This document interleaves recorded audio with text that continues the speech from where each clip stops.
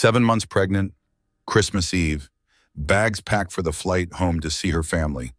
Then the phone call that shattered everything. "I'm sorry, Mrs. Brennan, your seat has been reassigned." Her husband's private jet was already in the air, flying to Aspen, not Tokyo, where he claimed to have urgent business meetings, and he wasn't alone. Charlotte checked the credit card statements, designer lingerie, size 4. She was a size 10, a Cartier bracelet, champagne, and a pregnancy test. She was already 7 months pregnant. Why would her husband buy another pregnancy test? Before she could confront him, the news alert flashed across her screen. Private jet crashes in Rocky Mountains, CEO Harrison Brennan among passengers.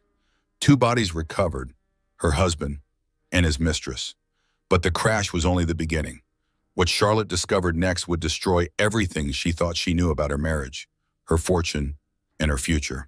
This is a story of betrayal, survival, and the strength a woman finds when she has nothing left to lose. Stay with me until the end. You won't believe what happens next. The airline representative's voice crackled through the phone. "I'm sorry, Mrs. Brennan. Your seat on the charter has been reassigned by the primary account holder." Charlotte Brennan stood frozen in the middle of her Manhattan penthouse. Snow fell in thick curtains outside the floor-to-ceiling windows. Her suitcase sat by the door, packed and ready. 7 months pregnant, she had been counting down the days until this trip. "I don't understand," she said. "There must be a mistake." "No mistake, ma'am. The reassignment was processed this morning at 9:15. The aircraft departed at 11:42. Charlotte's hand moved instinctively to her swollen belly. Departed? The flight wasn't scheduled until 4 o'clock. "The departure time was also changed, Mrs. Brennan. I'm very sorry for the inconvenience." She hung up without saying goodbye. Her mind raced through possibilities. A scheduling error, a miscommunication with Harrison's assistant, something logical, something that made sense. She dialed Harrison's number. It rang 4 times and went to voicemail. His smooth professional voice filled her ear. "You've reached Harrison Brennan. Leave a message." She tried again. Same result. She called his assistant, Patricia. Voicemail. The penthouse suddenly felt enormous. 42 floors above the city, surrounded by furniture she had never chosen and art she did not understand. The Christmas tree in the corner blinked with programmed precision. Red, green, gold, red, green, gold. Charlotte opened the flight tracker app on her phone. Harrison had installed it months ago so she could monitor his business trips. A small gesture of transparency that had seemed thoughtful at the time. She typed in the tail number of his private jet, the Gulfstream G650 he loved more than most things. More than her sometimes. The tracker loaded. A small airplane icon moved across the digital map. The jet was airborne. Current location, somewhere over Pennsylvania. Destination, Aspen, Colorado, not Tokyo. Harrison had told her he had emergency board meetings in Tokyo, December 23rd through the 27th. He had apologized for missing Christmas with her family. He had promised to make it up to her. He had kissed her forehead and called her his good girl for understanding. Charlotte checked his shared calendar, the one he kept updated for her peace of mind. Tokyo, board meetings, 4 days of unavoidable business obligations. But the jet was flying to Aspen. She walked to the window. The city sprawled below, blanketed in white. Millions of people preparing for Christmas Eve, wrapping gifts, baking cookies, gathering with loved ones. And she was alone. Her fingers trembled as she dialed the Aspen house. They had purchased the ski chalet 2 years ago. A wedding gift to themselves, Harrison had called it. She had been there exactly 3 times. The housekeeper answered on the second ring. "Brennan residence." "Loretta, this is Mrs. Brennan." "Oh, Mrs. Brennan, we weren't expecting you." Loretta's voice carried a note of confusion. "Mr. Brennan said he was bringing a business colleague. Should I prepare your room as well?" Charlotte's throat tightened. "A business colleague?" "Yes, ma'am. He called yesterday to arrange everything.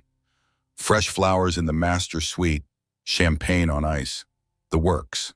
Fresh flowers, champagne, for a business colleague." "Did he mention the colleague's name?" Charlotte asked. A pause. "No, ma'am, just that it was someone from the company. Is everything all right?" "Everything is fine, Loretta. I'll call back later." She ended the call and sank onto the edge of the bed. Their bed. The California king with the 800 thread count sheets that Harrison insisted upon. The bed where they had conceived this baby. Or so she had believed. Her hand found her belly again. The baby kicked. Once, twice, 3 times. She counted the kicks the way she always did when she needed to feel something real. Something true. Something that could not lie to her. Never mind. 2, 3. The baby was real. The baby was true. The baby could not lie. Everything else suddenly felt like smoke. Charlotte sat in that position for a long time. Minutes passed, maybe an hour. The snow kept falling. The Christmas tree kept blinking. The city kept humming 42 floors below. Finally, she picked up her phone and called the one person she trusted completely. Samantha Gallagher answered on the first ring. "Charlie, please tell me you're already on your way to Vermont. Declan has been driving everyone crazy checking the weather reports." "Sam," Charlotte's voice cracked. "Something is wrong." "What happened? Is it the baby?" "No, the baby is fine. It's Harrison." Sam's tone shifted instantly. The lightness vanished. "Tell me." Charlotte told her, the canceled flight, the reassignment, the jet tracker, Aspen instead of Tokyo, fresh flowers and champagne for a business colleague. Sam listened without interrupting. When Charlotte finished, silence stretched between them. "Get your laptop," Sam finally said. "Right now." "What?" "Your laptop. Get it. Open it. We're going through everything." "Sam, I can't just—" "Charlie." Sam's voice was steel-wrapped in velvet. "He canceled your flight on Christmas Eve, while you're 7 months pregnant, while you're supposed to be flying home to see your family. He took his private jet to a ski chalet with champagne and flowers for someone else. You can absolutely just—" Charlotte retrieved her laptop from the home office. Harrison's home office, really. She only used the desk when he was traveling. "What am I looking for?" she asked. "Credit card statements. Start with the last 3 months." Charlotte logged into their joint account, the one Harrison used for household expenses. She scrolled through the charges: grocery delivery, dry cleaning, the decorator who had chosen all the furniture Charlotte never liked. "I don't see anything unusual," she said. "Try his personal card, the black one." "I don't have access to that account." "Yes, you do. He gave you the login information when you got married. For emergencies, he said. Remember?" Charlotte did remember. A manila folder in the filing cabinet, account numbers and passwords for everything. Harrison's version of trust, access without intimacy. She found the folder and logged into his personal American Express account. The charges loaded. Her eyes moved down the list. Business dinners, first-class flights, hotel suites in cities she had never visited with him. Then she saw it. Aspen Mountain Boutique, December 9th, $3,400, women's apparel. "There's a clothing purchase," Charlotte said, "from a boutique in Aspen, over $3,000. "What size?" Charlotte clicked on the itemized receipt. Her stomach dropped. "Size 4, she whispered. Charlotte was a size 10, had been a size 10 even before pregnancy. She was tall, broad-shouldered, built like the swimmer she had been in college. She had never been a size 4 in her life. "Keep looking," Sam said. Charlotte scrolled further. More charges appeared. A jewelry store, a lingerie boutique, a spa, and then buried among the purchases from 2 weeks ago, something that made her blood run cold. Aspen Family Pharmacy, December 11th, $14.99. The item description was clinical, impersonal, home pregnancy test. Charlotte stared at the words until they blurred. She was 7 months pregnant.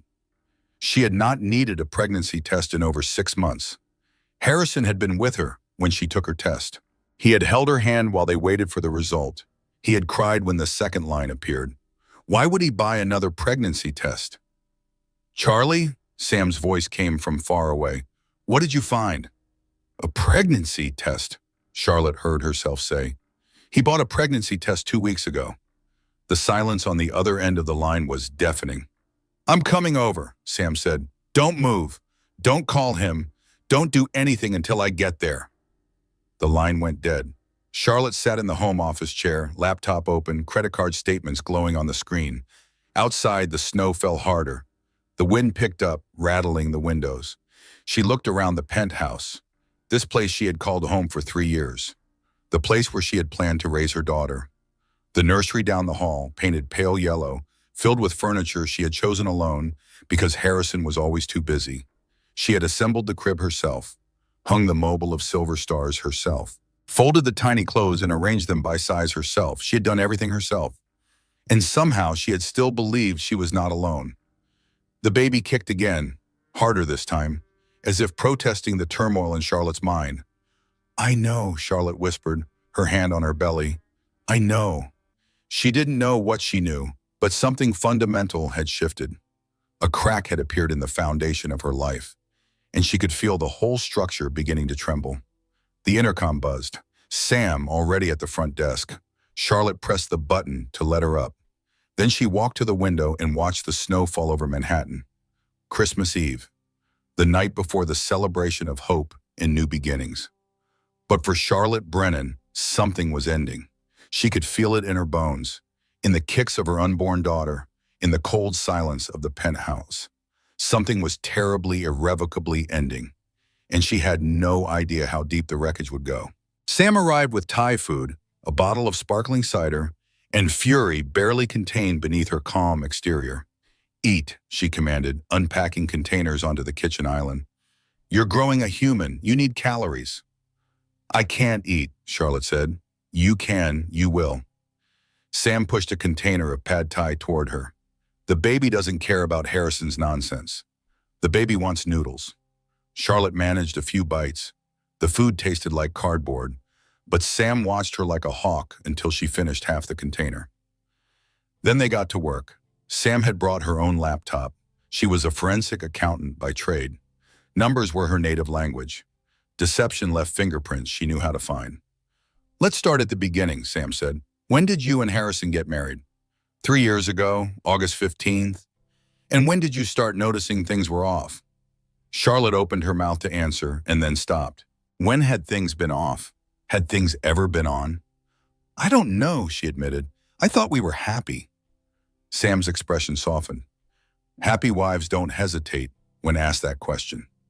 "Think, Charlie. When was the first time something felt wrong?" Charlotte thought back, past the pregnancy announcement, past the move to the penthouse, past the wedding. "Our honeymoon," she said slowly. "He took a call on our honeymoon from someone at work. They talked for over an hour. I could hear a woman's voice on the other end." "Did you ask him about it?" "He said it was a new vice president, someone he was mentoring. He said it was nothing." Sam typed something into her laptop. "Do you remember the name?" "Vivian." The name surfaced from somewhere deep. Vivian Cross. Sam's fingers flew across the keyboard. A moment later, she turned the screen toward Charlotte. A LinkedIn profile.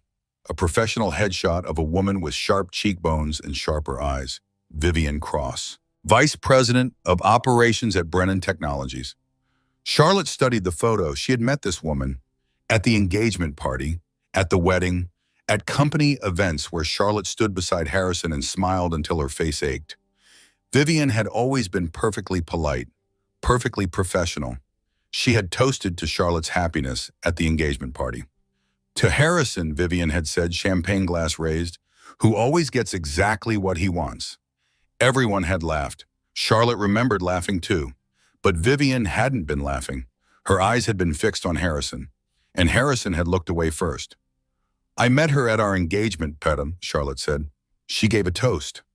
"What did she say?" Charlotte told her. Sam's jaw tightened. "Let's look at Harrison's corporate credit card," Sam said. "Do you have access to that?" "I shouldn't." "But do you?" Charlotte hesitated. Then she retrieved another piece of paper from the manila folder. Account numbers for everything. Harrison's version of trust. The corporate card revealed a different story. Business dinners became romantic dinners for two. Client entertainment became couples of spa days. Travel expenses included hotel suites with only one occupant listed, but charges for room service that suggested otherwise. The trail went back 18 months before the wedding, before the pregnancy. "He was with her when he proposed to me," Charlotte said. the realization landing like a physical blow. Sam reached across the table and took her hand. I'm sorry, honey. Why did he marry me? If he was already with her, why bother? Sam sighed. Because men like Harrison don't marry their mistresses. They marry women like you. Respectable. Accomplished. Good on paper. They keep the mistress for excitement and the wife for appearances. Charlotte pulled her hand away. I'm not an appearance. No, you're not. But Harrison treated you like one. Sam's voice was gentle but firm. The question now is what you're going to do about it. Before Charlotte could answer, her phone buzzed. Harrison's mother, Nora Brennan, the woman who had never quite approved of Charlotte, who had asked pointed questions about her family's modest background, who had given her a Hermes scarf for Christmas last year and then mentioned 3 times that it cost more than Charlotte's monthly salary at her old job. Charlotte let it go to voicemail. A text followed immediately. Merry Christmas, dear. Harrison mentioned you were feeling unwell. Rest up. Feeling unwell. That was his excuse. He had told his family she was sick. Too sick to travel, too sick to join the Brennan family Christmas in Connecticut. He had rewritten reality to suit his narrative, and everyone had believed him. Charlotte showed Sam the text. Sam's expression darkened. He's covering his tracks, making sure no one asks why you're not with him. But I was supposed to be in Vermont, not Connecticut. Right. So he tells his family you're sick, and if anyone in Vermont calls, he tells them your plans changed. Sam shook her head. Classic compartmentalization. He keeps his worlds separate so no one compares notes. Charlotte's phone rang again. This time it was Declan, her older brother, the one she was supposed to be flying home to see. She answered. Charlie, Declan's voice was warm and worried. What's going on? Your flight tracker shows the jet landed in Aspen hours ago. I know, but you're not on it. I know. A pause. Declan was not a man who needed things spelled out. He had practically raised Charlotte after their parents' accident. He knew her better than anyone except Sam. Tell me, he said. Charlotte told him. Everything. The canceled flight, the credit card statements, Vivian Cross, 18 months of betrayal dressed up as business. When she finished, Declan was silent for a long moment. When he spoke again, his voice was quiet and dangerous. I'm coming to get you. Tomorrow. First thing. You're not spending another night in that man's house. Declan, I can't just leave. There's the baby to think about. The prenup. The prenup can burn for all I care. You're my sister. That's my niece you're carrying. I'm coming to get you. Charlotte felt tears prick her eyes.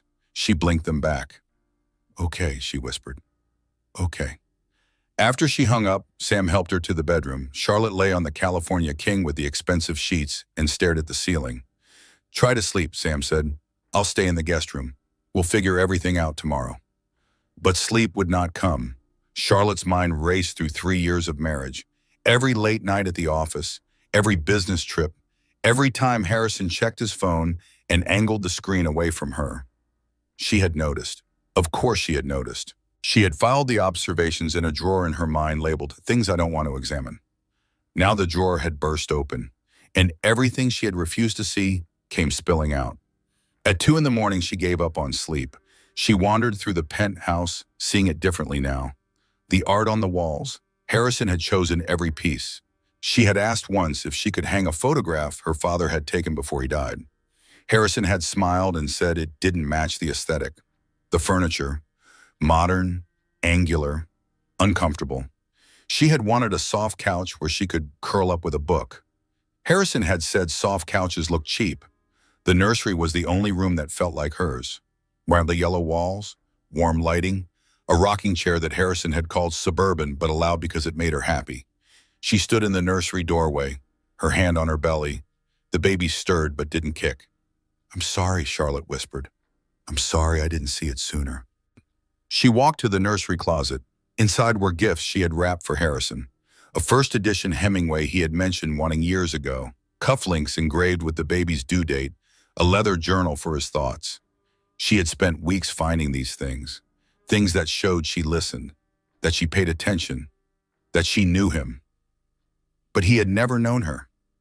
He had never asked about her favorite color, never remembered her birthday without a reminder from his assistant, never noticed when she cut her hair or wore something new.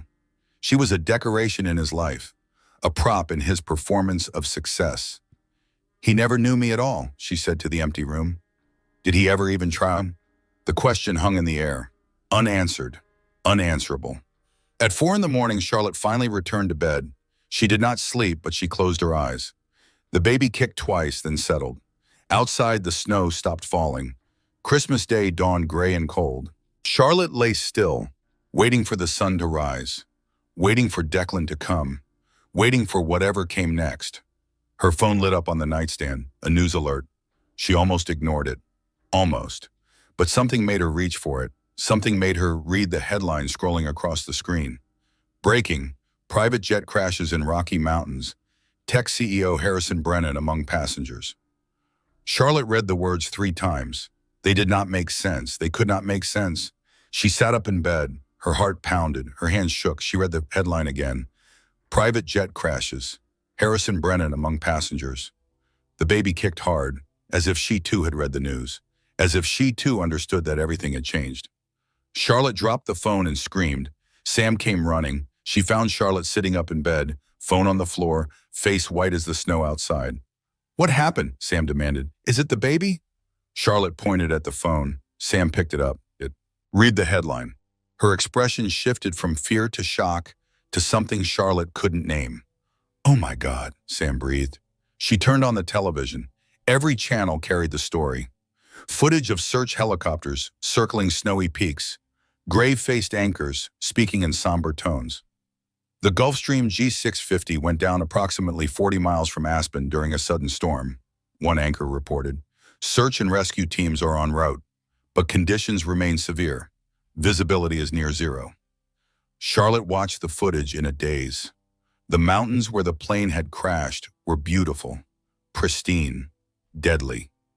2 passengers have been confirmed on the flight manifest, the anchor continued. CEO Harrison Brennan of Brennan Technologies and company executive Vivian Cross. Ms. Cross served as vice president of operations. The screen showed their photographs side by side. Harrison in a professional headshot, confident, handsome. The face she had woken up next to for 3 years. Vivian in her LinkedIn photo, sharp cheekbones, sharper eyes. The woman who had raised a glass to Harrison getting exactly what he wanted. Sam muted the television. "Charlie, look at me." Charlotte turned. Sam's face was fierce with concern. "How are you feeling right now?" Charlotte considered the question. How was she feeling? The man she had married was possibly dead on a mountainside, with his mistress, the night before Christmas. "I don't know," she admitted. "I should feel something." "Shouldn't I?" "There's no should. Whatever you're feeling is valid." Charlotte's hands moved to her belly. The baby was awake now, rolling and kicking. "I feel hollow," Charlotte said, "like someone scooped out my insides and forgot to put anything back." Sam sat beside her on the bed, took her hand, held it tight. "The next few hours are going to be chaos. His family will call, the board will call, lawyers will call. You don't have to answer any of them." "Not yet." Charlotte nodded. But even as she did, her phone began to ring. It didn't stop for hours. Harrison's mother called first, hysterical, demanding to know what Charlotte knew. Had she heard from him? Had there been any warning? Why wasn't she on the plane with him? Charlotte answered carefully. She knew nothing. She had no warning. She wasn't on the plane because her seat had been reassigned. "Reassigned?" Nora's voice turned suspicious. "What do you mean, reassigned?" "I mean, someone else took my place." The silence on the other end was heavy. Nora was many things, but stupid was not one of them. She could do the math. 2 passengers, Harrison and Vivian, no room for the pregnant wife. "We'll discuss this later," Nora said, and hung up. More calls followed. Harrison's business partner, James Calloway, speaking in half sentences that seemed designed to communicate nothing. Board members asking whether she knew anything about the company's financial situation.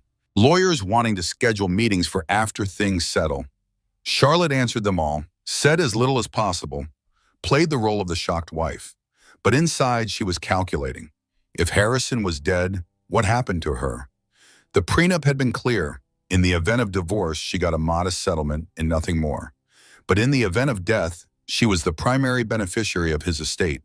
She had never expected to be a widow at 30. She had never expected to be anything except Harrison's wife. Now she might be something else entirely. By noon, Sam forced her to eat again. By 2, Declan called to say he was driving down from Vermont instead of flying. The airports were chaos, everyone trying to get somewhere for Christmas. "I'll be there by tonight," he promised. "Just hold on." Charlotte held on. At 4 o'clock, the news reported that search teams had reached the crash site. The weather had cleared enough for helicopters to land. They were recovering what they could from the wreckage. At 6 o'clock, the news reported 2 bodies found. At 8 o'clock, Charlotte's phone rang with an unfamiliar number. "Mrs. Brennan?" A professional voice.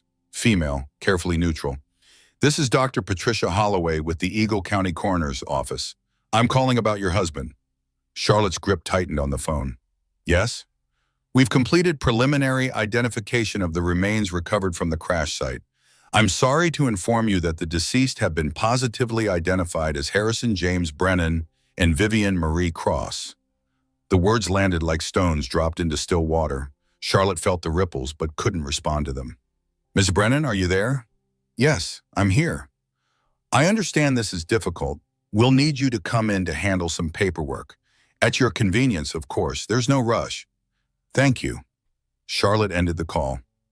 Harrison was dead. The man she had married, the father of her unborn child, the person who had promised to love and cherish her until death, he was dead, and she felt nothing. No grief, no relief, no anger, just an echoing emptiness where emotion should be. Sam watched her carefully. "Charlie?" "He's dead," Charlotte said. The words sounded strange, foreign, like someone else was speaking them. They confirmed it, both of them. Sam exhaled slowly. "How do you feel?" That question again. Charlotte turned it over in her mind, examined it from every angle. "I feel like I should feel something," she said, "but I don't. Is that wrong?" "No, it's shock. Your body is protecting you from too much at once." Sam paused. "What do you want to do right now?" Charlotte considered. The penthouse felt suffocating. The Christmas tree still blinked in the corner. The phone still buzzed with incoming calls she didn't want to answer. "I want to take a bath," she said. "I want to be alone for a few minutes." "Okay, I'll be right outside if you need me." Charlotte walked to the bathroom, the marble one, Italian, designed by someone Harrison flew in from Milan. Cold and sterile, like everything he had chosen for their life together. She filled the tub with water too hot for pregnancy. She didn't get in. Instead, she sat on the edge, fully clothed, watching the steam rise. Her reflection wavered in the water. A woman she barely recognized, 7 months pregnant, recently widowed, betrayed in ways she was only beginning to understand. She picked up her phone, opened the photo gallery, scrolled through images of her marriage, the wedding. She had worn her mother's veil. Harrison had cried during the vows. At the time, she had thought the tears were happiness. Now she wondered what they really meant. The honeymoon, Bailey, a resort so expensive it had made her uncomfortable. Harrison laughing at her discomfort. "You'll get used to nice things," he had said. Had it been a promise or a warning? The pregnancy announcement. That photo shoot they had done for social media. Harrison's hand on her belly, his smile perfect for the camera. Practiced. Performative. Were any of those moments real? She thought about the life she had imagined. Raising their daughter together. Family dinners. School plays. The mundane magic of watching a child grow. Harrison had been planning to leave her. The pregnancy test on his credit card made that clear. Vivian was pregnant too. He was building a new family to replace the one he had barely started. Charlotte set down the phone, looked at her reflection again. "I was being gaslit the whole time," she said aloud. The words felt true, solid. He made me think I was crazy for noticing things were wrong. The fog on the bathroom mirror obscured her face. She reached out and drew a line through it. Then another, then another. When she stepped back, she realized what she had drawn. Bars. She had drawn the bars of a prison, and she had been locked inside it for 3 years. Declan arrived at 11 that night. He walked into the penthouse, took one look at Charlotte, and pulled her into a hug that lasted 5 full minutes. "I've got you," he murmured into her hair. "Whatever happens, I've got you." Charlotte let herself be held, let herself feel small and safe for just a moment. Her big brother had always been her rock, even when their parents died, even when she made the terrible mistake of marrying Harrison Brennan. Declan had tried to warn her. She hadn't listened. He was too kind to say, "I told you so." He just held her and let her cry. When she finally pulled away, Sam had tea ready. They sat together in the kitchen, the only warm room in the cold penthouse. "What happens now?" Declan asked. Before Charlotte could answer, the intercom buzzed. Someone at the front desk. "James Calloway from Mrs. Brennan. He says it's urgent." Charlotte exchanged glances with Sam and Declan. "Let him up." James arrived 5 minutes later, Harrison's business partner, a nervous man with thinning hair and a habit of speaking in half-truths. Charlotte had never liked him, but Harrison had insisted they were close.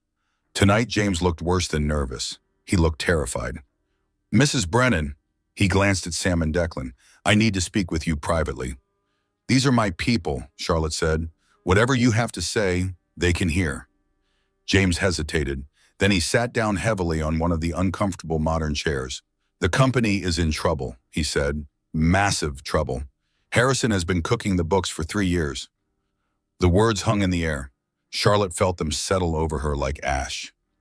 "What do you mean, cooking the books?" Sam asked. Her forensic accountant instincts were clearly activated.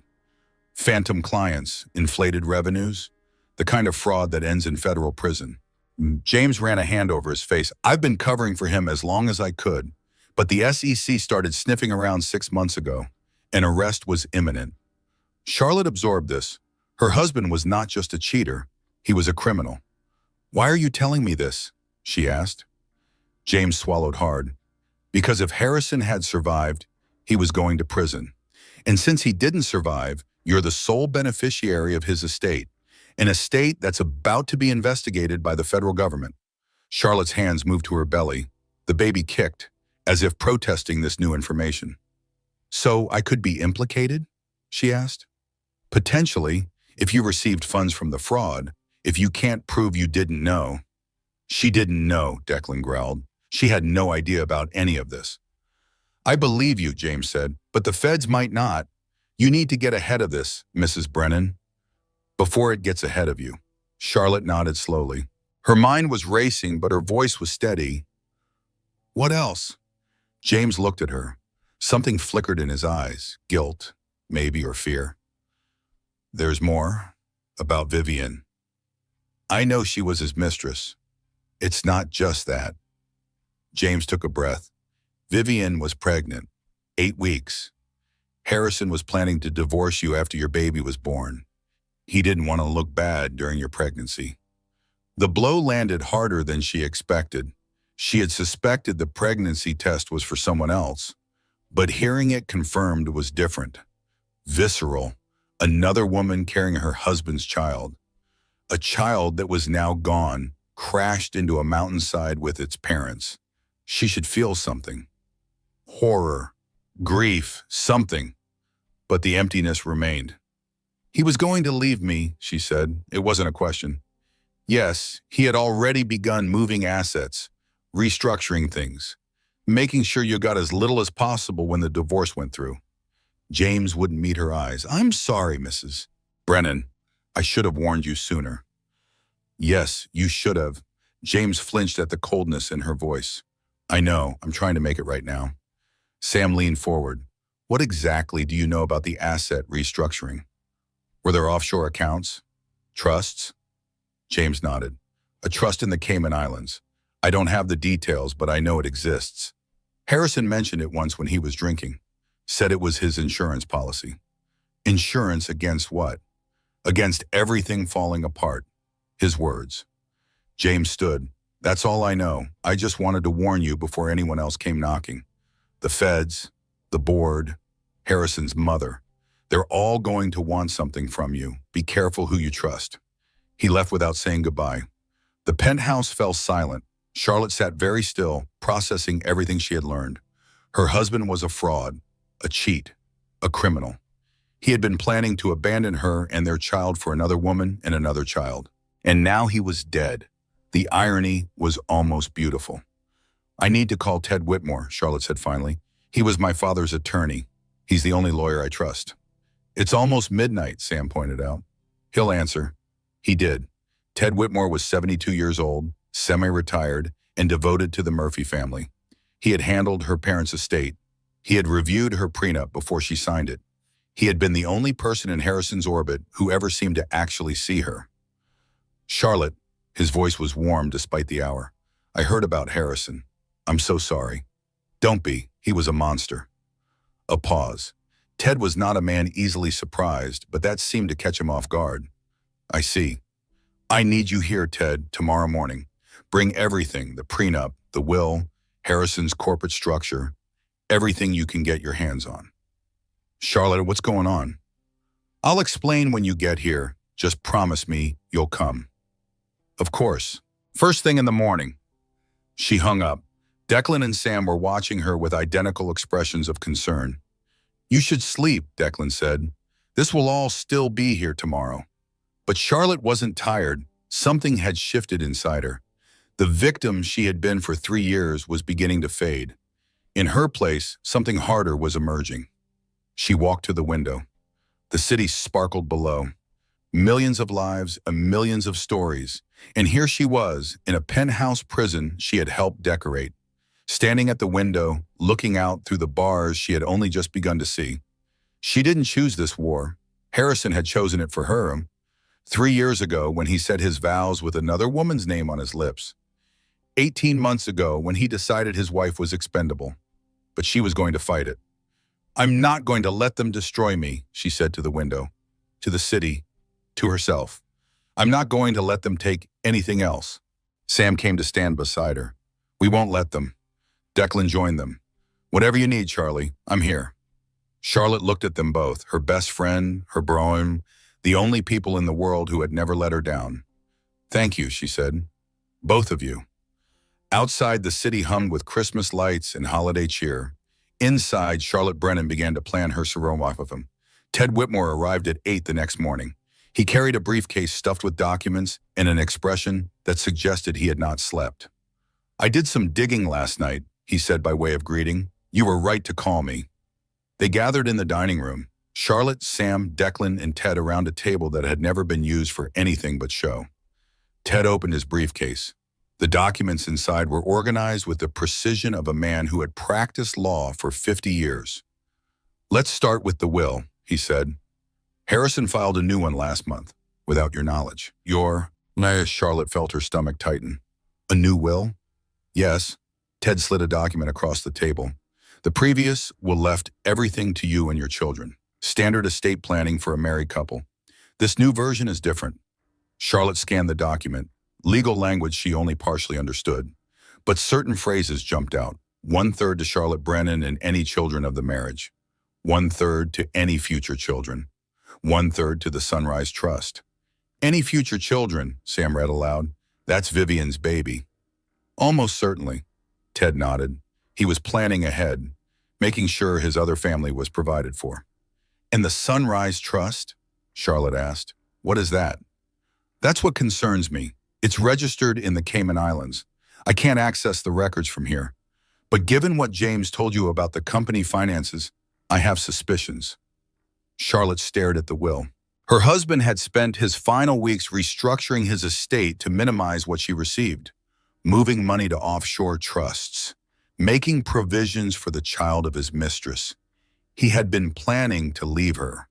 The will change, the hidden trust, the pregnancy. All of it pointed to the same conclusion. He was going to divorce me, Charlotte said flatly, after the baby was born. He was going to take everything he could and start over with Vivian. Ted didn't deny it. Based on what I'm seeing, yes, that appears to have been the plan. Charlotte sat back in her chair, her hands moved to her belly. The baby was quiet now, as if she too was absorbing this information. What does this mean for me? Legally? It's complicated. Ted shuffled through more documents. Harrison's estate is substantial. Even after the fraud investigation concludes, there will likely be significant assets remaining. Under this will, you're entitled to 1/3, but he was planning to divorce me. Doesn't that change things? Planning is not doing. Harrison died married to you. The will reflects his intentions at death, not his future plans. Ted paused. However, there's another issue. The fraud investigation will likely freeze many of the assets. It could take years to sort out what's legitimate and what isn't. Sam leaned forward. What about the Cayman Trust? If Harrison was hiding money offshore, can Charlotte claim it? Possibly. It depends on how the trust was structured. We'll need to investigate further. Charlotte looked at the documents spread across the table. Her husband's legacy, reduced to paper and numbers. I don't care about the money, she said. I care about protecting myself and my daughter. Whatever is clean, I'll take. Whatever is dirty, I don't want. Ted nodded slowly. That's the right approach. Cooperating with the investigation will help your position. Clinging to tainted assets will hurt it. The morning passed in a blur of legal strategy. Ted explained the probate process, the investigation timeline, the various parties who would have claims against the estate.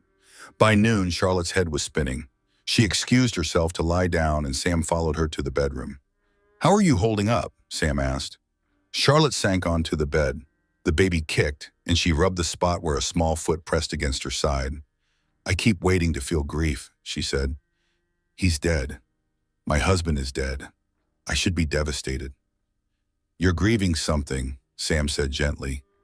Just maybe not him. Charlotte considered this. What was she grieving? Not Harrison? She could see that clearly now. The man she had loved had never existed. He was a performance, a character Harrison had played to get what he wanted. She was grieving the illusion, the future she had imagined, the family she had dreamed of building. That was what hurt. Not losing Harrison, but losing the life she thought she was going to have. I deserve to know the truth, Charlotte said. Whatever it is, I'm done being kept in the dark. Sam squeezed her hand. Then we'll find it, every last piece of it. The afternoon brought more visitors. Harrison's board members circling like vultures, his mother calling every hour with demands for information. Journalists camped outside the building, waiting for a statement. Charlotte spoke to none of them. She stayed in the bedroom, reading documents, building a picture of her husband's double life. At 4 o'clock, her phone rang. The hospital in Colorado. Mrs. Brennan, this is Eagle County Medical Center. We need you to come in to handle arrangements for your husband's remains. Arrangements. Such a clean word for such a messy reality.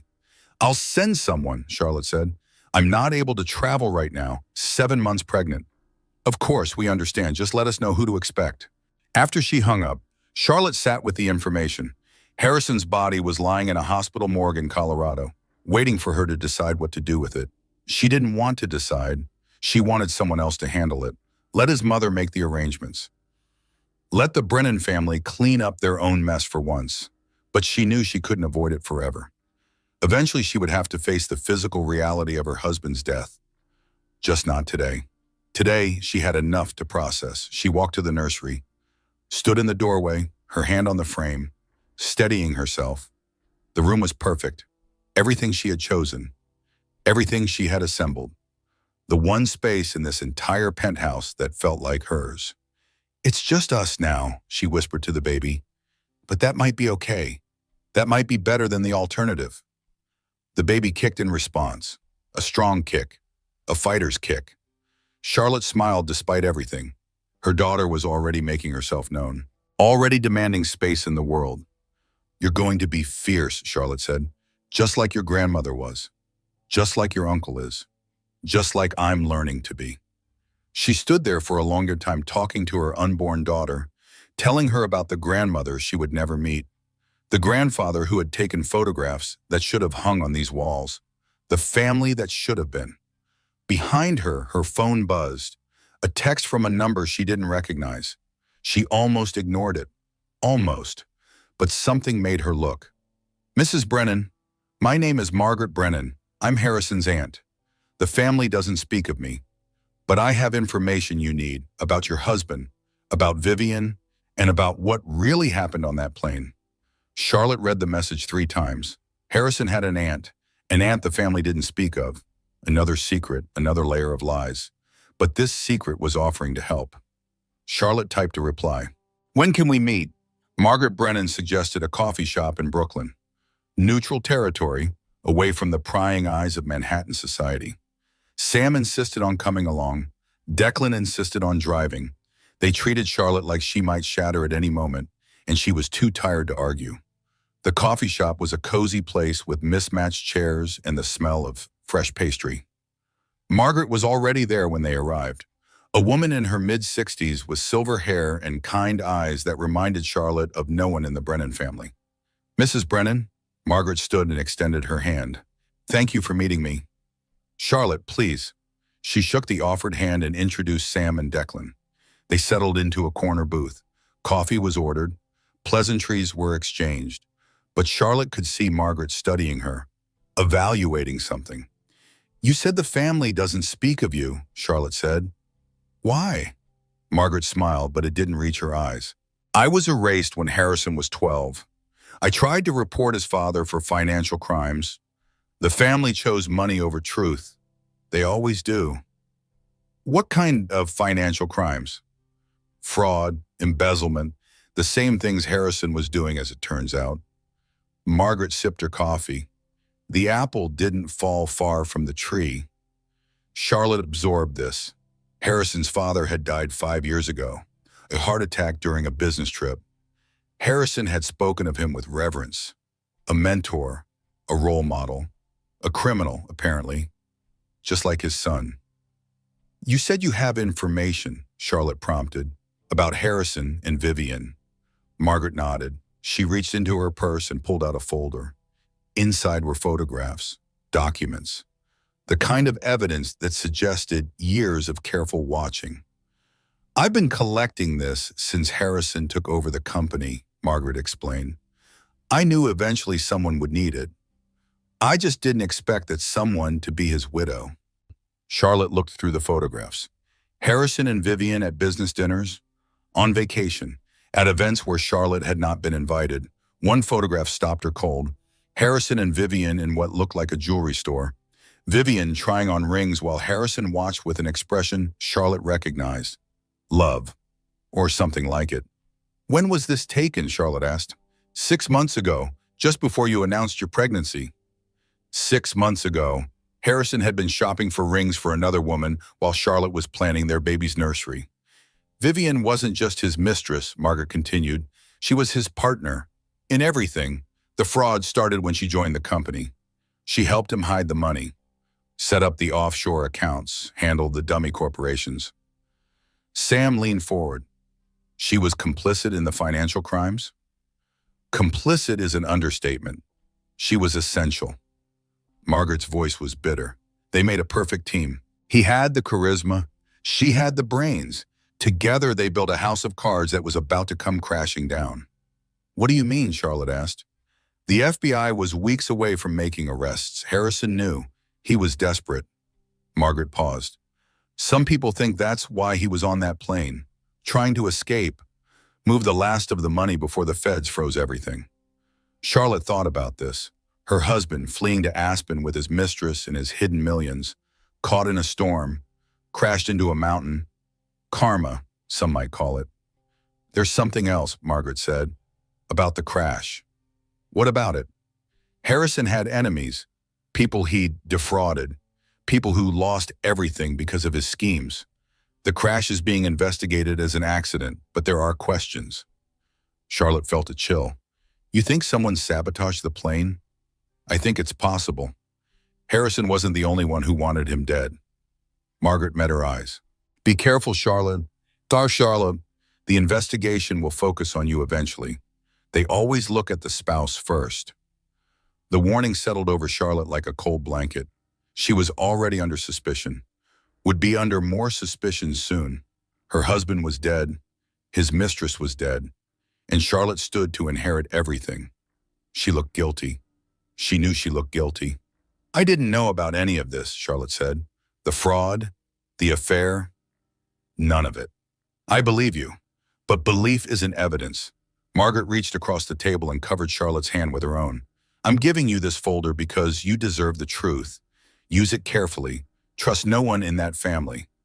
"Not even you?" Margaret smiled sadly. "I'm not really in that family anymore. I'm just a ghost who refuses to stop haunting them."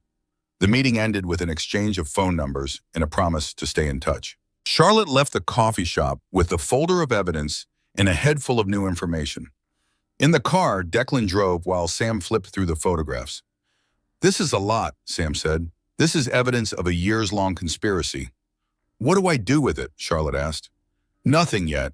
We need to think about this carefully. If you turn this over to the FBI, you become a witness, maybe a target." Sam paused. "If you keep it, you have leverage." "Leverage against who?" "The Brennan family, the board, anyone who might try to come after you."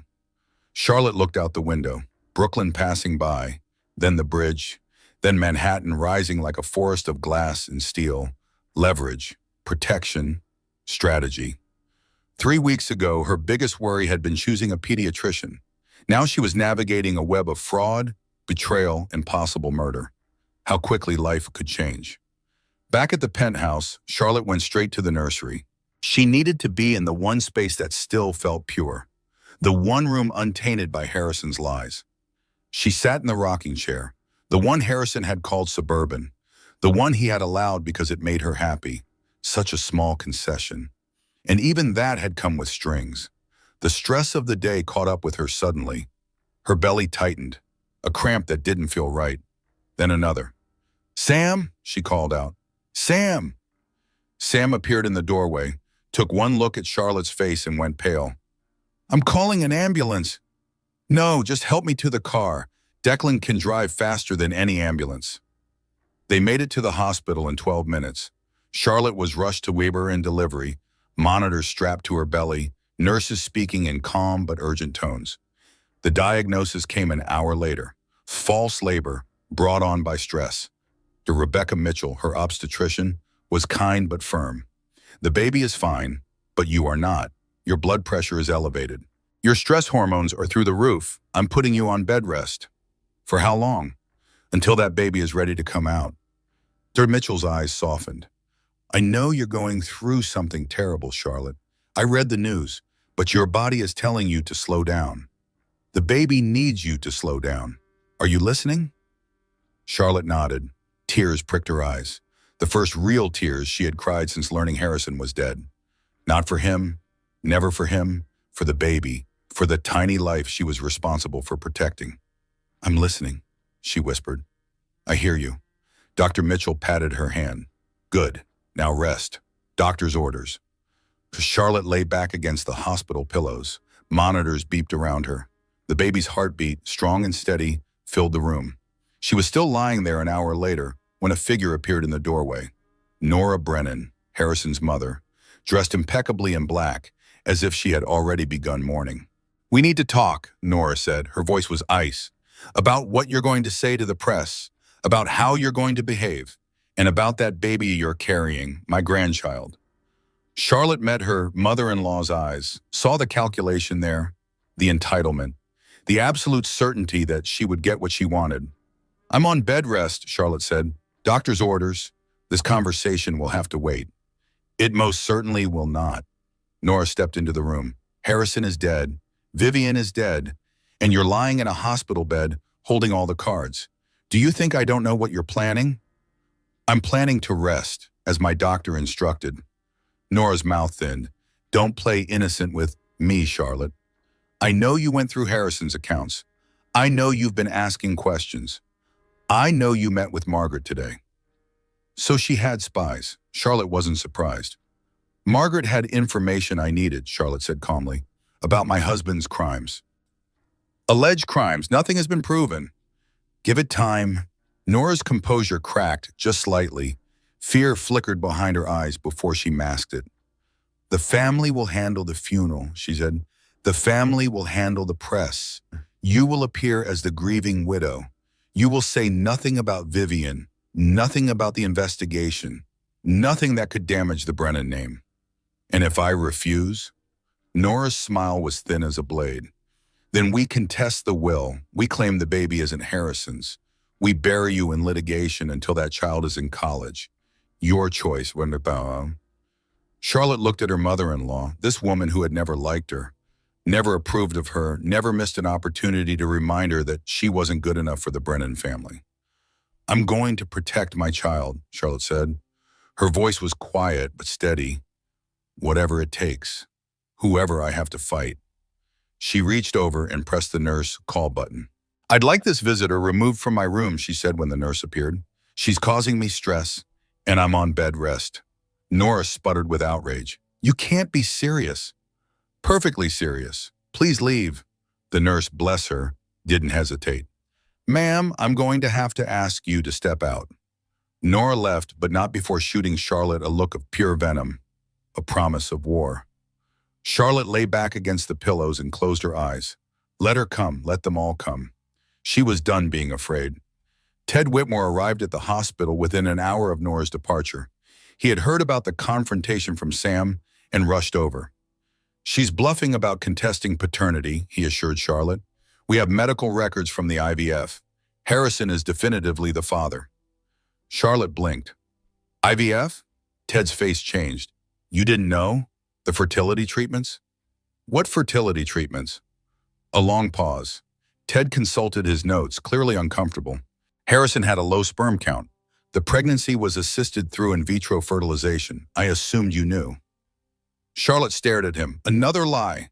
Another piece of her life that wasn't what she thought.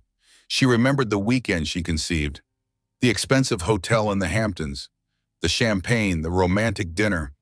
Harrison had told her it happened naturally, that their love had made a miracle. But there had been doctors, procedures, medical interventions, all without her knowledge. "How is that even possible?" she asked. "How could I be pregnant through IVF without knowing?" Ted looked deeply uncomfortable. "I don't have details about the medical side, but the financial records show payments to a fertility clinic. Significant payments." Charlotte felt sick. Not from the pregnancy, from the violation.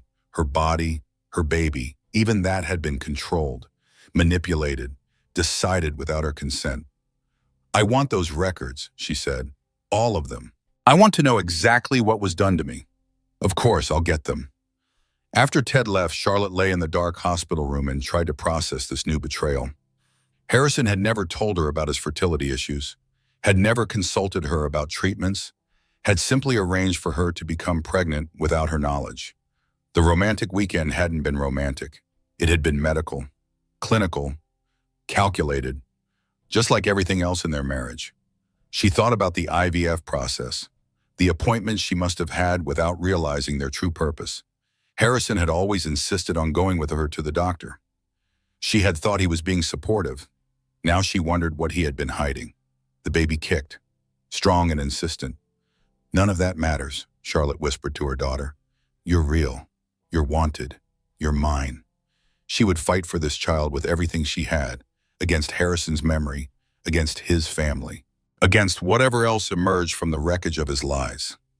The next few days passed in a blur of bed rest and strategy.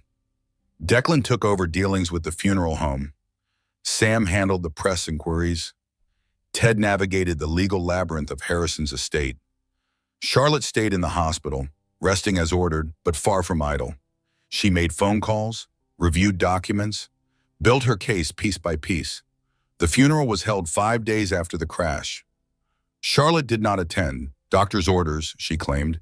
The truth was, she couldn't stand to be in the same room as Nora Brennan and pretend to mourn a man she had never really known. The press coverage was intense. CEO D's in plane crash with Mistres. The headlines wrote themselves. Vivian's name emerged quickly, along with speculation about their relationship. Anonymous sources confirmed what Charlotte already knew. She watched the coverage from her hospital bed, saw Harrison's photo on every channel, heard pundits speculate about his legacy, his achievements, his tragic end. No one mentioned the fraud, not yet.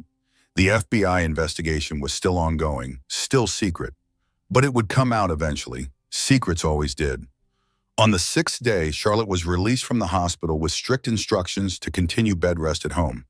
Declan drove her not to the Manhattan penthouse, but to Vermont. "You're staying with us," he said. It wasn't a request. Charlotte didn't argue.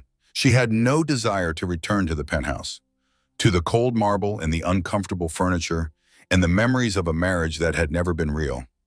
Declan's house was everything the penthouse was not. Warm, chaotic, filled with the noise of his 3 children and the smell of his wife Katie's cooking. Charlotte was given the guest room, A small space with a quilt on the bed and family photos on the walls. Real photos, real memories, real life. She slept better there than she had in 3 years. The Vermont weeks passed in a rhythm of rest and recovery. Charlotte's blood pressure normalized. The baby grew. The constant knot of anxiety in her chest began to loosen. Ted called regularly with updates. The FBI investigation was progressing. They had identified the offshore accounts, the dummy corporations, the full scope of Harrison's fraud. The news would break soon. When it did, Charlotte needed to be ready. She prepared her statement with Ted's help. A careful balance of ignorance and cooperation. She had known nothing about her husband's crimes.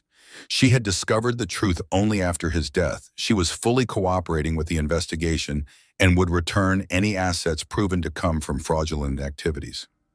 It was the truth. It was also strategic. 8 months pregnant now, Charlotte felt the baby drop lower. The birth was approaching. A new life about to enter the world. A new beginning for both of them.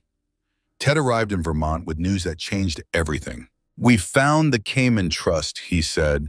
"You're not going to believe what's in it." They sat in Declan's kitchen. Katie had made tea.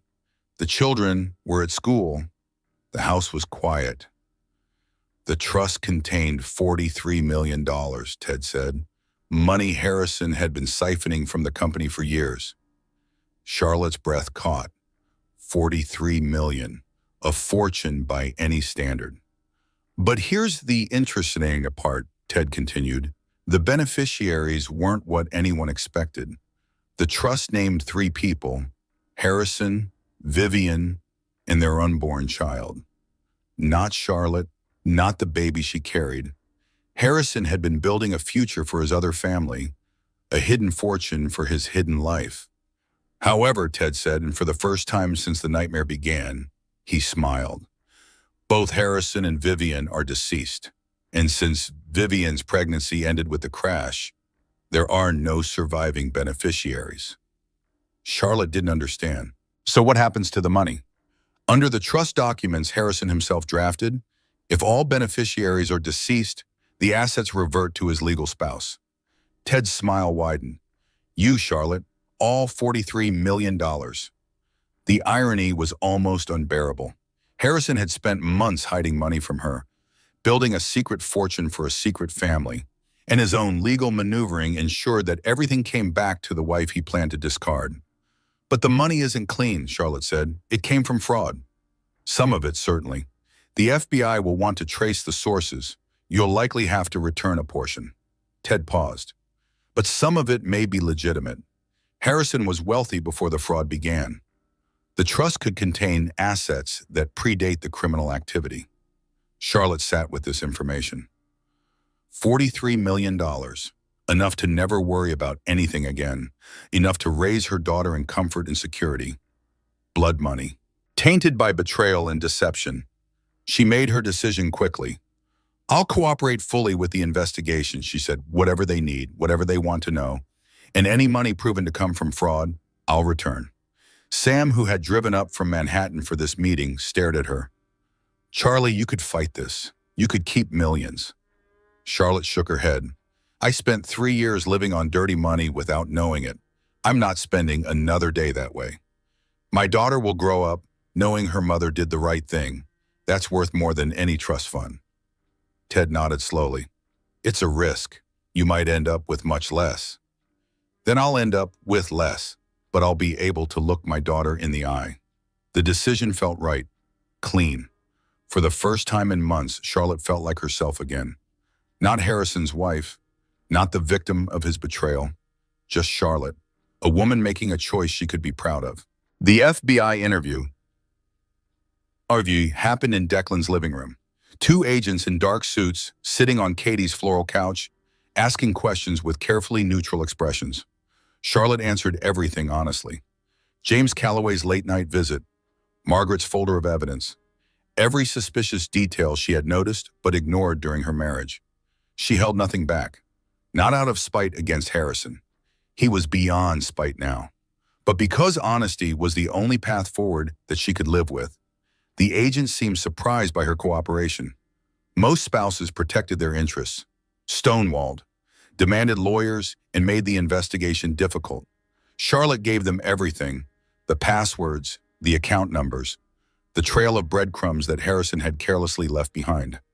"Mrs. Brennan," the lead agent said as the interview concluded, "your testimony could bring down several other executives who were complicit in your husband's schemes. Are you prepared for the consequences? The Brennan family will retaliate." Charlotte looked at her belly. 8.5 months now. The baby would be here soon. "My daughter deserves a mother she can be proud of," Charlotte said. "Let them come." The agent nodded with something like respect. "We'll be in touch." They packed up their files and left. Charlotte sat in the sudden silence, processing what she had done. She had just made powerful enemies. Nora Brennan, the board members who had enabled Harrison's fraud, the network of people who had profited from his schemes. They would come for her, with lawyers and lawsuits and every weapon money could buy. Let them. A week later, the news broke. Harrison Brennan's billion-dollar fraud exposed. The headlines were brutal. The coverage was relentless. Every news channel dissected his crimes, his laws, his double life.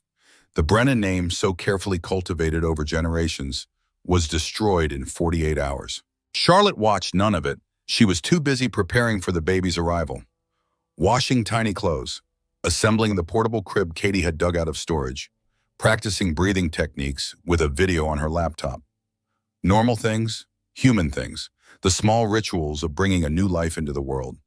The money situation resolved itself faster than anyone expected. The FBI traced the $43 million to its sources. Roughly half came from legitimate sources: Harrison's inheritance, early stock options, money that predated the fraud. The other half would be returned to the victims of Harrison's schemes. Charlotte signed the paperwork without hesitation. $20 million, gone with a stroke of her pen. She kept the legitimate portion. Enough to live comfortably, to raise her daughter without financial worry, to never depend on anyone the way she had depended on Harrison. Ted called it a good outcome. Sam called it madness. Declan just hugged her and said he was proud. Charlotte felt something she hadn't felt in years: peace, not happiness. Not yet. The wounds were too fresh, the betrayals too deep. But peace, a quiet certainty that she was finally on the right path. She was sitting in Declan's garden when the contractions started. At first, she thought it was another false alarm, more stress-induced cramping. She breathed through it, waited for it to pass. It didn't pass. It intensified. "Declan," she called out, "I think it's time." The drive to the hospital was a blur. Katie at the wheel, Declan in the back seat with Charlotte, holding her hand, timing contractions. 4 minutes apart, he reported. "That's too fast," Katie said. "Hold on." They made it with an hour to spare. The labor was long, 18 hours of pain and exhaustion and moments of terror when the monitors showed things that made the nurses frown. But Charlotte pushed through. She had been through worse, after all. A little physical agony was nothing compared to the emotional devastation of the past months. And then, at 3:47 in the morning, her daughter was born. Screaming, perfect, alive. The nurse placed the baby on Charlotte's chest, a tiny body, slick and warm, with a shock of dark hair in her grandmother's eyes. Charlotte looked at her daughter and felt something crack open in her chest. All the grief, all the anger, and all the betrayal. It didn't disappear, but it faded against the weight of this small body in her arms. "Hello, Eleanor," Charlotte whispered. "I've been waiting for you." Eleanor Murphy Brennan, named for Charlotte's grandmother, a woman who had raised 5 children alone during the Depression and never complained once. A survivor's name, a fighter's name. Sam arrived an hour later, having driven through the night from Manhattan. She took one look at the baby and burst into tears. "She's beautiful," Sam managed. "She's absolutely beautiful." Declan arrived with Katie and the kids. The small hospital room filled with noise and laughter and the particular chaos of family. Real family, the kind Harrison had never understood. Margaret Brennan visited that afternoon. She brought a gift, a locket that had belonged to Harrison's grandmother, the good grandmother, the one who had died when Harrison was young. "She would have loved this baby," Margaret said. "She would have loved you for standing up to the family." Charlotte clasped the locket around her neck. Inside was a tiny photograph, a woman with kind eyes and a defiant smile. Family isn't blood. And Margaret continued, it's who shows up, who fights for you, remember that. Charlotte looked around the room, at Sam, who had dropped everything to be here, at Declan, who had always protected her, at Katie, who had opened her home without a second thought, her family, the one she had chosen. I'll remember, Charlotte promised.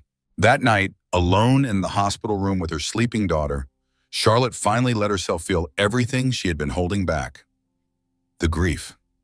Not for Harrison, but for the illusion of him, the man she had thought she married, the future she had imagined at Chuan, the anger at his betrayal, at her blindness, at the years she had wasted trying to be enough for someone who had never really seen her, the fear of what came next, of raising a child alone, of the enemies she had made in the battles still to come, and beneath it all, something unexpected. Relief, she was free. For the first time in 3 years, she was free. The prison door had been open all along. She just hadn't known it. Now she did.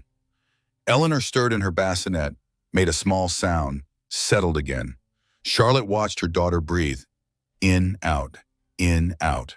The most miraculous thing she had ever witnessed. We're going to be okay, she whispered. I promise. We're going to be okay.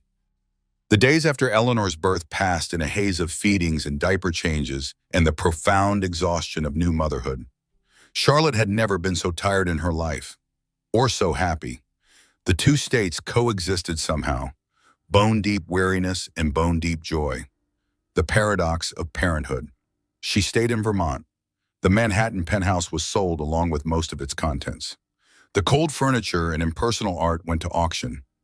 The only things Charlotte kept were items from the nursery, the pale yellow curtains, the rocking chair Harrison had called suburban, the mobile of silver stars she had hung herself. She bought a small house 3 miles from Declan's place. Nothing like the penthouse.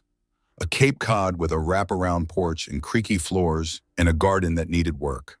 She loved it. Eleanor thrived. She was a good baby, as babies went. She slept in reasonable stretches. She ate hungrily. She watched the world with her grandmother's eyes, alert and curious. She looks like Mom, Declan said one evening watching Eleanor in her bouncy seat. I know, Charlotte smiled. It's like having a piece of her back. Their mother had died 15 years ago, a car accident that had also taken their father. Charlotte had been 15, Declan had been 27. He had stepped up, became both brother and parent, made sure Charlotte finished school and went to college. He was still stepping up. Still showing up, still being the family she could count on. The FBI investigation concluded 3 months after Eleanor's birth. Several executives from Brennan Technologies were indicted. James Calloway pleaded guilty to lesser charges in exchange for testimony. The company itself was dismantled, its assets liquidated to repay investors. The Brennan name, once synonymous with success, became synonymous with scandal. Nora Brennan retreated from public life. The last Charlotte heard, she had moved to Florida, far from the society that had once celebrated her family. Good riddance. Charlotte's cooperation with the investigation proved wise. She was never charged with anything, never implicated in Harrison's crimes. The forensic accountants confirmed what she had always known. She had been kept in the dark about everything. A victim, not a co-conspirator. The legitimate portion of Harrison's estate came to her eventually. Not $43 million, but enough. More than enough.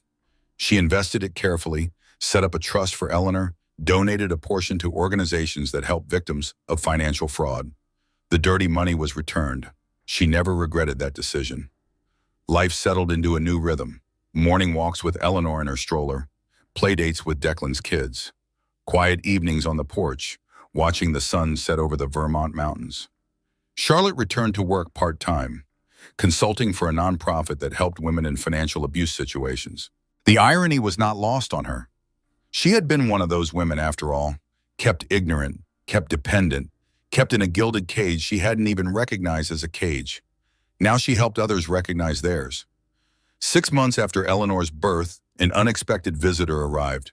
Charlotte was in the garden planting tomatoes when a car pulled into the driveway. She looked up, expecting Sam or maybe Katie.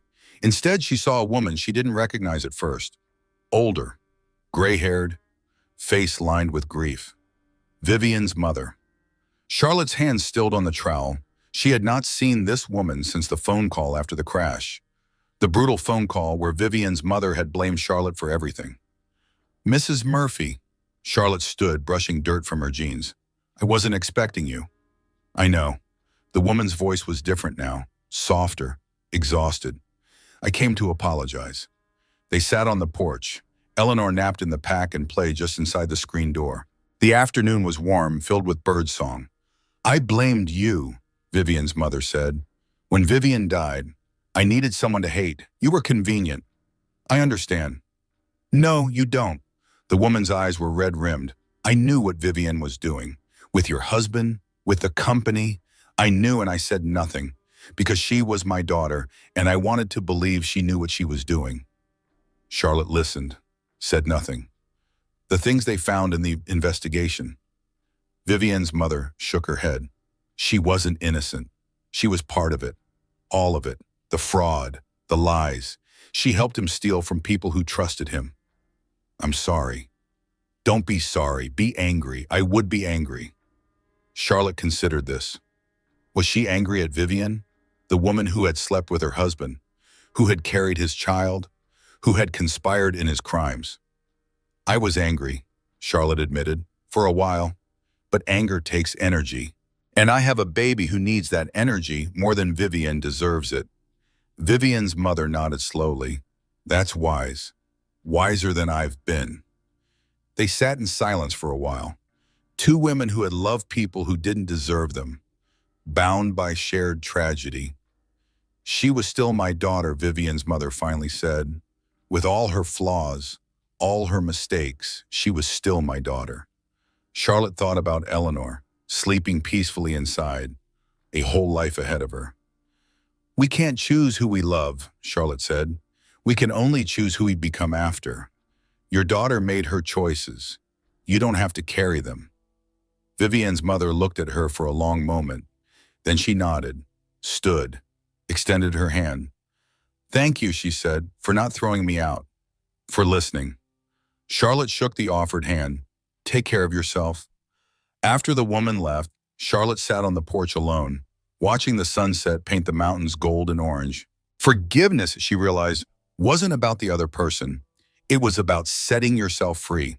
She had spent so many months carrying anger, at Harrison, at Vivian, at herself. The weight of it had been crushing. Now she was ready to put it down. Eleanor woke with a cry. Charlotte went inside, lifted her daughter from the pack and play, settled into the rocking chair Harrison had called Suburban. You're going to grow up different, Charlotte whispered. You're going to know your worth. You're going to recognize cages when you see them. And you're never going to settle for someone who doesn't see you. Eleanor grabbed Charlotte's finger, held tight, a promise, a covenant between mother and daughter, the beginning of something new. 1 year later, Charlotte stood in her garden watching Eleanor take her first steps. The morning sun filtered through the maple trees, casting dappled shadows across the lawn. Birds sang in the branches overhead. The air smelled of fresh-cut grass and the tomatoes ripening on the vine. Eleanor stood in the middle of the yard, her chubby legs wobbling beneath her. She had pulled herself up using the garden bench. Now she stood alone, arms outstretched for balance, face scrunched in concentration. Come on, baby girl, Charlotte called softly. Come to Mama. Eleanor took one step, wobbly, uncertain. Her arms windmilled. She took another step, then another. Her face broke into a grin of pure triumph. That's it, Charlotte encouraged. You're doing it. Keep going. 4 steps, 5 steps, 6. Eleanor's confidence grew with each successful footfall. She was walking, actually walking, crossing the distance between the garden bench and her mother with the determination of a mountaineer summiting Everest. 7 steps, 8. Then her foot caught on a tuft of grass. She tumbled forward, landing on her well-padded bottom with a soft thump. Charlotte held her breath, waiting for the crow. Instead, Eleanor laughed. She rolled onto her hands and knees, pushed herself back up, and tried again. That's my girl, Charlotte whispered. Her eyes stung with tears she didn't try to hide. You keep trying. You will get there.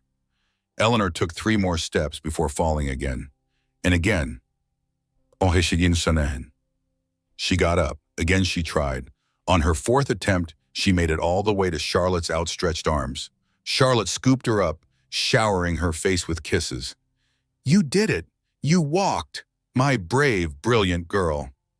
Eleanor grabbed fistfuls of Charlotte's hair and laughed that pure, unfiltered baby laugh that made everything else fade away. Behind them, applause erupted. Charlotte turned to find her porch full of people. Declan and Katie with their 3 kids, Sam, who had driven up from Manhattan for the weekend, Margaret Brennan, who had become a regular visitor, even Ted Whitmore, who had made the trip from Connecticut. They had gathered for Eleanor's first birthday party. But the party had been derailed by this milestone. Everyone had abandoned the cake and presents to witness Eleanor's first steps. "Did you get it on video?" Sam demanded, waving her phone. "Every second," Katie confirmed, holding up her own phone. "From 3 different angles." Declan crossed the yard and ruffled Eleanor's hair. "Walking at 11 months. She's an overachiever, just like her mother." "I was never an overachiever," Charlotte protested. "You graduated summa cum laude while working 2 jobs. You ran a marathon for charity with a sprained ankle. You rebuilt your entire life in less than a year while caring for a newborn." Declan raised an eyebrow. "Face it, Charlie, overachieving is in your blood." Charlotte looked at her daughter. Eleanor was watching her uncle with fascination, reaching for his beard. "Then she comes by it honestly," Charlotte said, "from both sides of the family." The birthday party resumed. Cake was cut, presents were opened. Eleanor showed more interest in the wrapping paper than the toys inside, which delighted everyone. Charlotte's house filled with noise and laughter and the particular chaos of family. Real family, the kind you chose, the kind that chose you back. She stood in the kitchen doorway, watching the scene unfold. Declan wrestling with his kids on the living room floor. Katie and Sam comparing photos on their phones. Margaret helping Eleanor stack blocks that immediately got knocked down. Ted approached with 2 cups of coffee. He handed one to Charlotte. "Quite a change from a year ago," he observed. "That's an understatement." "You've built something good here, Charlotte. Something real." She looked around. The small house with its creaky floors and drafty windows. The mismatched furniture from estate sales and thrift stores. The finger paintings already covering the refrigerator, courtesy of Declan's kids who considered Eleanor's house their second home. Nothing like the Manhattan penthouse. Nothing cold or sterile or chosen by designers who never asked her opinion. Everything here was hers. Everything here was real. "I have," she agreed. "Finally."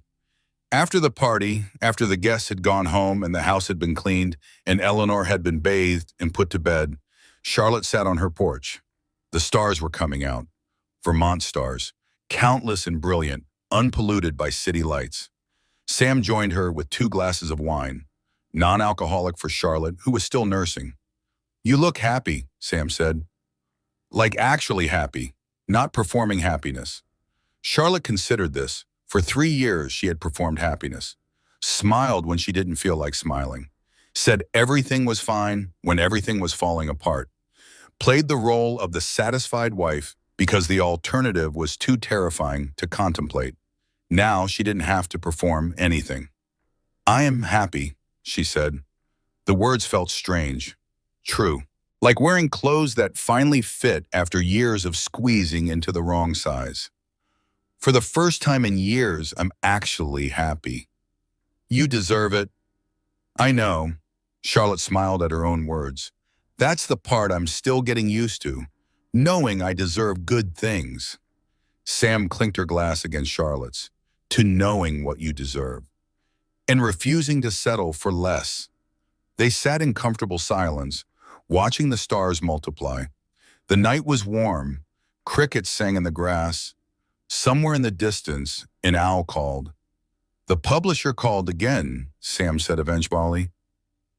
"About the book." Charlotte nodded. She had been expecting this conversation. A major publisher had approached her 6 months ago. They wanted her story. The betrayal, the fraud, the crashed plane and the mistress and the pregnant wife left behind. The redemption that followed, a tale of a woman who lost everything and built something better from the ashes. She had been hesitant at first. The idea of exposing her pain to the world felt raw, vulnerable, like peeling back skin to show the wound beneath. But the more she thought about it, the more she saw the value. "I've been getting letters," Charlotte said.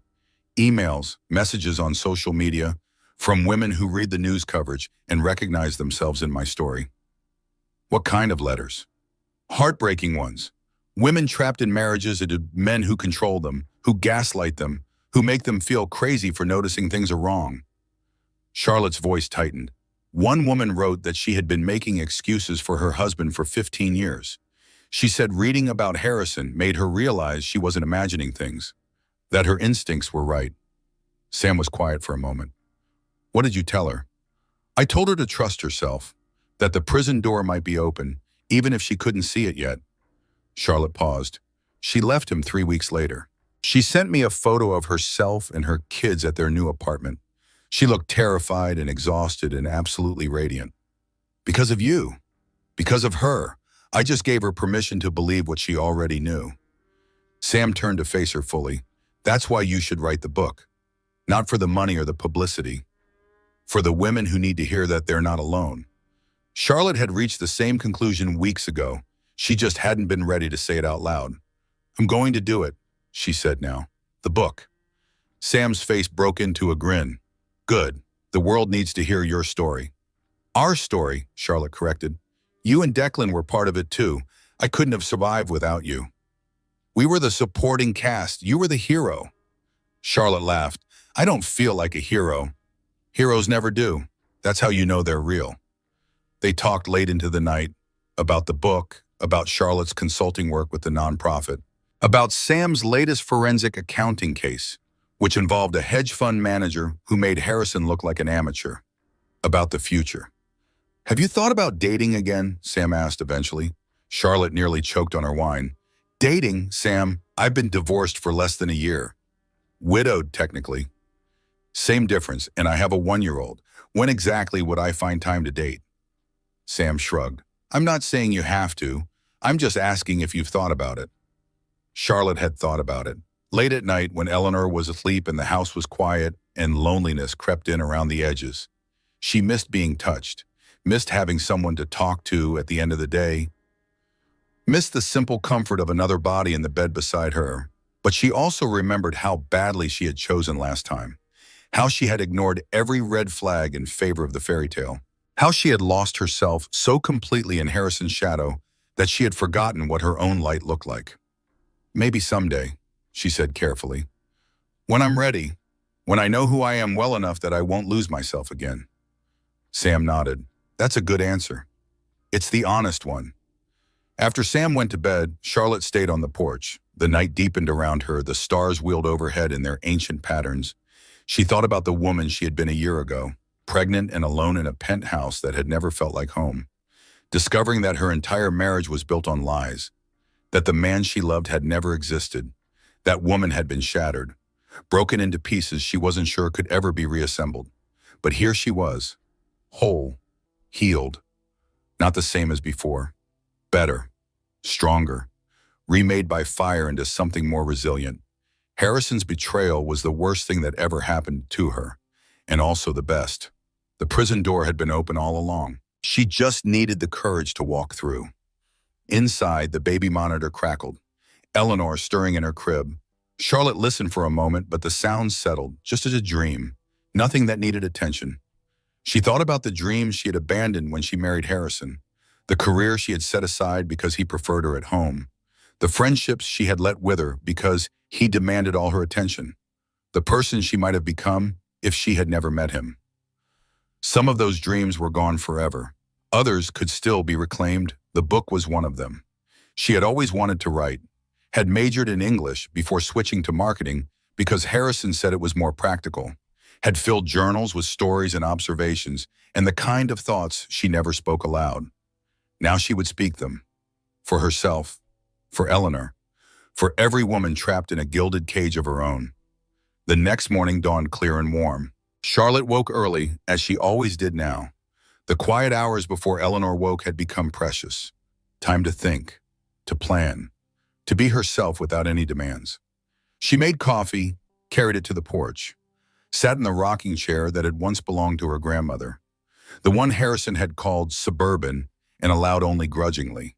Now it was hers, in a house that was hers, in a life that was finally, fully hers. She opened her laptop and began to write. The words came slowly at first. Painful words, memories she had tried to bury, moments of shame and fear, and the particular agony of loving someone who didn't love you back. But as she wrote, something shifted.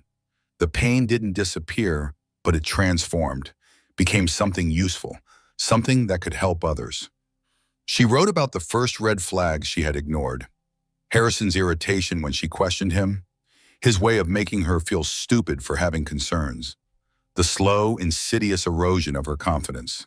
She wrote about the good times too, because there had been good times, moments when she had genuinely believed she was happy, when she had looked at her husband and seen the man she wanted him to be rather than the man he was. She wrote about the night she discovered the truth, the canceled flight, the credit card statements, the pregnancy test that wasn't for her, and she wrote about what came after, the crash, the revelations, the long, difficult process of rebuilding a life from the wreckage. She was still writing when Eleanor woke. Charlotte saved her work, closed the laptop, and went to get her daughter. Eleanor was standing in her crib, arms raised, face bright with morning joy. "Good morning, sunshine," Charlotte said, lifting her out. "Ready for another adventure?" Eleanor grabbed Charlotte's face with both hands and planted a wet, open-mouthed kiss on her nose. "I'll take that as a yes." The day unfolded in the rhythm Charlotte had come to cherish. Breakfast with Eleanor in her high chair, more food on her face than in her mouth. A morning walk through the neighborhood, Eleanor pointing at everything from her stroller. Nap time while Charlotte worked. Afternoon play in the garden. Declan stopped by with his kids after school. Katie came later with dinner, the house filled with noise and life. This was Charlotte's world now, chaotic and messy and absolutely perfect. After dinner, she found a quiet moment to call Ted Whitmore. "I've made a decision about the foundation," she said. Charlotte had been planning this for months, a foundation in Eleanor's name to help victims of financial fraud, funded by the legitimate portion of Harrison's estate, a way to transform his ill-gotten gains into something good. "I want to announce it on the anniversary of the crash," Charlotte continued, "December 23rd, 1 year to the day." "That's a powerful statement," Ted said. "That's the point. Harrison spent his life taking from people. This foundation will give back. It feels right." They discussed the details, board members, funding structures, the legal complexities of turning blood money into something healing. When she hung up, Charlotte felt a weight lift from her shoulders, another piece of the puzzle falling into place, another step toward the life she was building. The weeks that followed were busy. The book took shape, chapter by chapter. The foundation paperwork was finalized. The announcement was drafted and redrafted and approved by lawyers. Eleanor continued to grow. She went from walking to running in what felt like days. She learned new words. Mama, more, no, the holy trinity of toddlerhood. She learned Charlotte's name too, called her Mama with increasing clarity. Each time, Charlotte's heart cracked open a little wider. December approached, the anniversary of the crash, the anniversary of everything falling apart and everything beginning to come together. Charlotte had been dreading it, expecting the day to be hard, to bring back all the pain she had worked so hard to process. But when December 23rd arrived, she woke feeling not grief but gratitude. A year ago, she had been trapped in a lie. Now she was free. A year ago, she had been alone in ways she hadn't even recognized. Now she was surrounded by people who loved her. A year ago, her future had been built on quicksand. Now it was built on bedrock. The foundation announcement went out that morning, press releases, social media posts, a website with the information about how to apply for help. Within hours, the response was overwhelming. Messages of support, donations from strangers, applications from victims who had never expected anyone to believe them, let alone help. Charlotte read as many as she could. Each story was different. Each story was somehow the same. Betrayal, loss. The particular devastation of trusting someone who was never worthy of that trust. She responded personally to as many as possible. You are not alone, I believe you. Help is coming. Small words, but she knew from experience how much small words could matter. That evening, Sam arrived for what had become their annual tradition. Wine on the porch, stars overhead, honest conversation about the year behind and the year ahead. You did it, Sam said, settling into her usual chair. You actually did it. Did what? Everything. The book, the foundation, the whole phoenix rising from the ashes thing. Sam shook her head in admiration. A year ago, I wasn't sure you were going to survive. Now look at you. Charlotte looked at herself, really looked. Not in a mirror, but in her mind's eye. She saw a woman who had been broken and rebuilt, who had lost everything and gained something better, who had walked through fire and emerged not unscathed, but undefeated. I almost didn't, she admitted. Survive, I mean. There were nights when I couldn't imagine how to get through the next day. When the weight of everything felt like it would crush me. What kept you going? Charlotte thought about it. The answer was simple and complicated all at once. Eleanor. At first it was just Eleanor, knowing that she needed me, that I couldn't fall apart because someone was depending on me to hold it together. And later? Later, it was me. I realized I wanted to survive. Not for anyone else, for myself, because I deserved a good life and I was the only one who could build it. Sam raised her glass. To building good lives. To recognizing we deserve them. They clinked glasses, drank, watched the stars come out. So what's next? Sam asked. You've done the book, the foundation, the whole transformation thing. What comes after? Charlotte smiled. It was a question she had been asking herself. And unlike a year ago, the answer didn't frighten her. I don't know exactly, and I'm okay with that. She paused. I want to finish the book. Launch the foundation properly. Watch Eleanor grow. Maybe fall in love again someday with someone who deserves it. Someone who deserves you. That too, Charlotte laughed. Mostly I want to keep becoming myself. I spent so many years being what Harrison wanted. Then I spent a year recovering from him. Now I want to just be Charlotte, whoever that turns out to be. She seems pretty amazing so far. She's a work in progress, but a good one. Later, after Sam had gone to sleep and the house was quiet, Charlotte made her nightly rounds, checked the locks, turned off the lights, stood for a long moment in Eleanor's doorway, watching her daughter sleep. Eleanor lay on her back, arms flung wide, face peaceful. A year old now, a whole person with preferences and opinions and a personality all her own. She looked like Charlotte's mother. The same dark hair, the same determined chin, the same way of sleeping like she owned the world and knew it. I wish you could have met her, Charlotte whispered to the grandmother. Eleanor would never know. She would have loved you. You would have loved her. She adjusted Eleanor's blanket, touched her soft hair, let her hand rest for a moment on the small chest, feeling the steady rhythm of her daughter's breathing. This was what mattered. This small life, this chance to do better, to be better, to build something real from the wreckage of something false. Charlotte went to bed that night feeling something she couldn't quite name. Not happiness exactly, something deeper, more sustainable. Peace. The peace of knowing who you are, of living in alignment with your values, of having nothing to hide and no one to perform for. She had fought for this peace, bled for it, earned it one painful day at a time. And now it was hers. The next morning was Christmas Eve. A year since the crash. A year since everything changed. Charlotte woke early, as always, made coffee, sat on the porch in the cold December air, wrapped in blankets, watching the sun rise. The year scrolled through her mind like a movie. The shock, the grief, the anger, the slow, painful healing, the unexpected joys, the moments of grace. She thought about Harrison, not with anger anymore, not even with pain, just a kind of distant sadness for the man he might have been if he had made different choices. He had been her greatest mistake, and also her greatest teacher. He had shown her what she didn't want, what she wouldn't accept, what she was capable of surviving. In a twisted way, she was grateful. Not for the betrayal, never for that, but for the clarity it brought, for the person it forced her to become. The strongest steel is forged in the hottest fire. Her grandmother used to say that. Charlotte hadn't understood it then. She understood it now. Inside, Eleanor woke. Charlotte heard her through the baby monitor, babbling to herself in her crib. A happy, content sound. The sound of a child who knew she was loved, who had never doubted it for a moment. Charlotte went inside to get her daughter, lifted her from the crib, carried her to the window. "Look," Charlotte said, pointing at the sunrise. "See how beautiful." Eleanor pointed too. "Pretty," she said, one of her new words. "Yes, pretty, like you." Eleanor laughed and grabbed Charlotte's face for a kiss. They watched the sunrise together. Mother and daughter, survivors, beginners. The day ahead would be full.